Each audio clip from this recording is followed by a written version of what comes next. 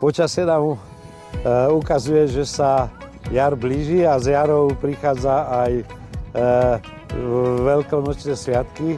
Ja dneska chcem poďakovať detičkom zo základnej školy Mládežnícka, pani učiteľkám, ktorí prišli tu, aby nám pomohli vyzdobiť na tieto veľkonočné sviatky aj naše námestie.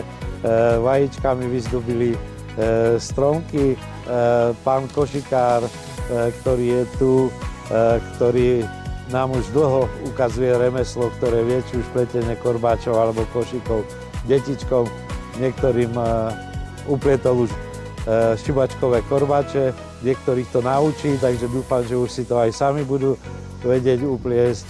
A pre mňa je dôležité, že práve táto mladá generácia tieto tradície sa zaujíma o nich, dodržiava ich a myslím, že sa veľmi budú tešiť aj na to, keď tadiaľto pôjdu cez námestie, či už zo školy do školy, alebo budú prechádzať rodičmi, budú sa pochváliť, že toto námestie aj oni zdobili.